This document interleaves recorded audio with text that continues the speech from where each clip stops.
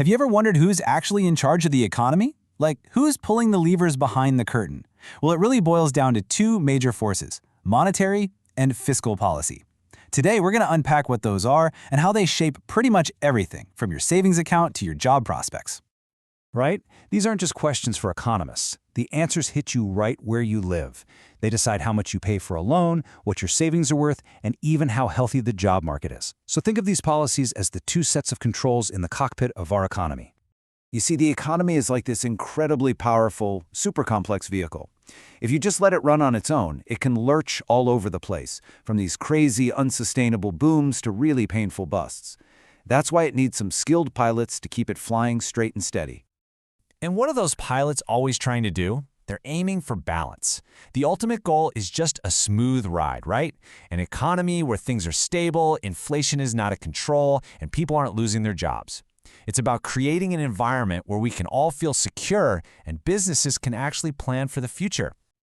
Okay, so to do all this steering, our pilots have two totally different toolkits. On one side, you've got monetary policy, which is run by the central bank, and on the other, you have fiscal policy, which is controlled by the government. They use different tools, but they're both trying to land the plane in the same spot. So, let's meet our first pilot. So pilot number one is the central bank. Now, this is a really important point. This institution is designed to be independent, to be separate from the day-to-day chaos of politics. Their job is to keep their eye on the long-term prize, the health of our money and our financial system. So, when we say monetary policy, what are we actually talking about? Well, it's not so much about printing stacks of cash. It's really about managing the total amount of money and, this is the key part, credit that's flowing through the veins of the economy.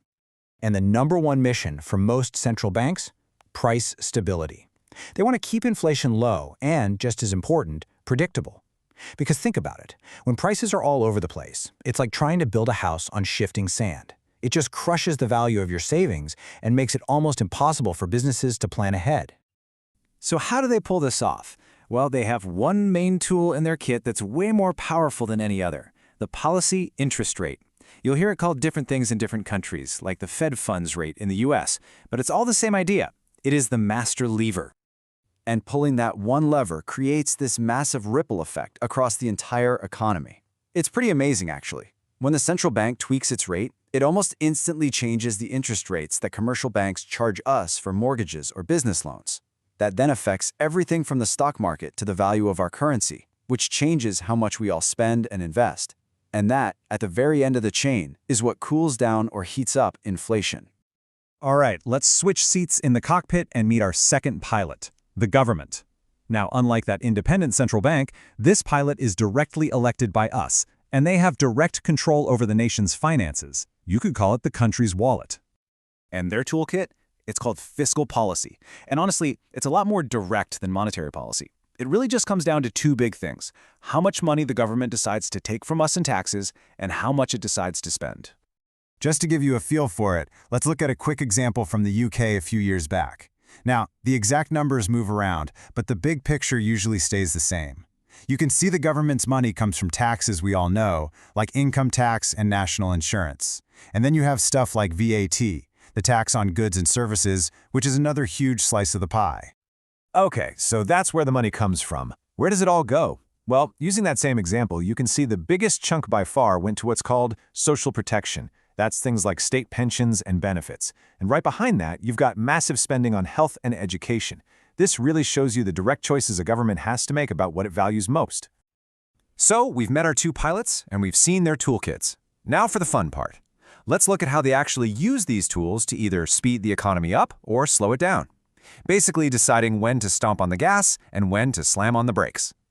This chart right here is the playbook in a nutshell. So, if the economy's feeling a little sluggish, they hit the gas. That's expansionary policy. The central bank cuts interest rates, making it cheaper to borrow money. The government might cut taxes to leave more money in your pocket, or spend more on big projects.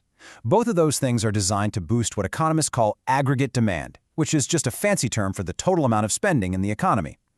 But if the economy's overheating and inflation is taking off, they hit the brakes. That's contractionary policy. The central bank hikes rates, and the government might raise taxes or cut back on spending. Now, this all sounds really neat and tidy on a slide, doesn't it? Like a perfectly tuned machine. But, in the real world, things are a lot messier. These tools have some serious limitations, and their impact is something every single one of us feels. Yeah, this quote really nails the problem. A central bank can lower interest rates all day long to try and encourage borrowing, but they can't actually force a bank to lend money, or they can't force you or me to go out and take a loan. So they're definitely steering, but it's not like they have total control over the engine. And on the fiscal side, the government side, there are huge consequences. Hitting that gas pedal with more spending or tax cuts usually means borrowing a lot of money, and that can lead to some truly staggering levels of national debt. Just look at this number. Back in 2008, Japan's debt was over 172% of its entire economic output for the year. That is a massive weight to carry, and it's a problem a lot of countries are still wrestling with. So, how worried should we actually be about national debt?